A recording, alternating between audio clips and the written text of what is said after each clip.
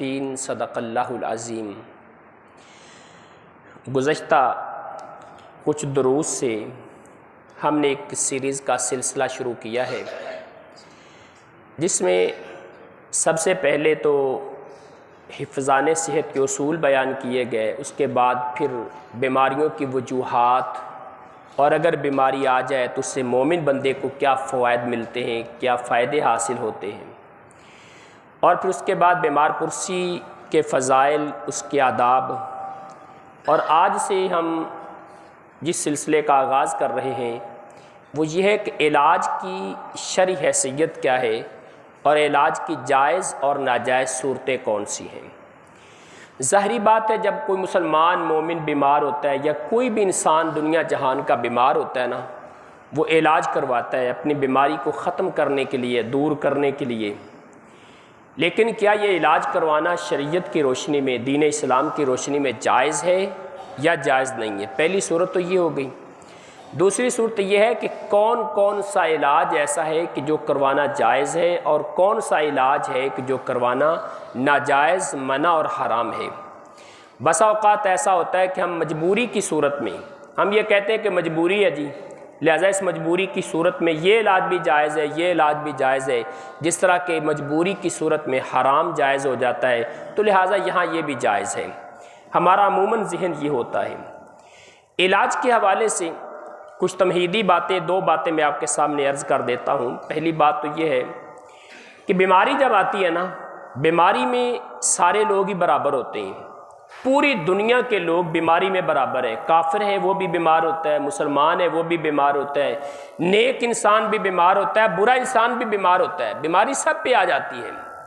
لیکن فرق کہاں پر ہے؟ وَهُمْ مُتَفَرِّقُونَ فِي الثَّمَرَةِ، فرق جو ہے وہ اس کے ثمر میں ہے، اس کے پھل میں فرق آتا ہے۔ اللہ اکبر۔ یہ اس درس کے بعد انشاءاللہ میں ایک عظیم خوشخبری کا بھی اعلان کرنے والا ہوں۔ بہرحال ابھی اس بات کو آپ سنیں، بیمار تو سارے ہوتے ہیں لیکن فرق کہاں پہ ہے؟ اس بیماری کے ثمر کے اندر فرق ہے۔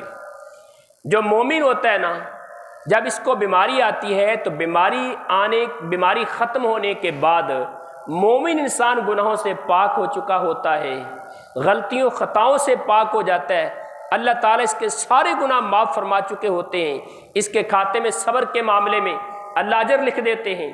اور جو کافر ہوتا ہے، مرتاب ہوتا ہے، منافق ہوتا ہے، وہ بھی بیمار ہوتا ہے لیکن بیماری جانے کے بعد اس کے گناہوں میں اضافہ ہو چکا ہوتا ہے، اس کی سزا میں مزید اضافہ ہو چکا ہوتا ہے، وہ پریشان ہو چکا ہوتا ہے۔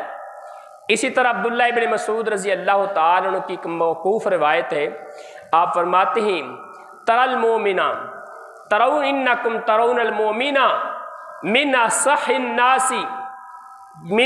الناس قلبا وامرضهم جسما وترون الکافر من اصح الناس جسما وامرضهم قلبا۔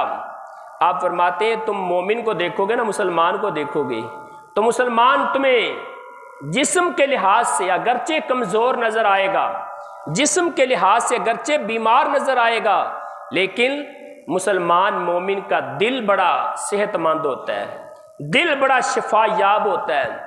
اور اگر تم کافر کو دیکھو گے نا تو کافر کا جسم تو تمہیں اگرچہ بڑا ہی صحت مند نظر آئے، موٹا تازہ نظر آئے، ہٹا کٹا نظر آئے، لیکن کافر کا دل بڑا بیمار ہوتا ہے۔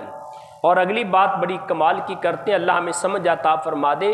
آپ فرماتے ہیں فَإِن مَرِضَتْ قُلُوبُكُمْ وَصَحَّتْ أَجْسَامُكُمْ فَإِنَّكُمْ أَهْوَنُ عَلَى اللَّهِ مِنَ الْجَعْلَانِ۔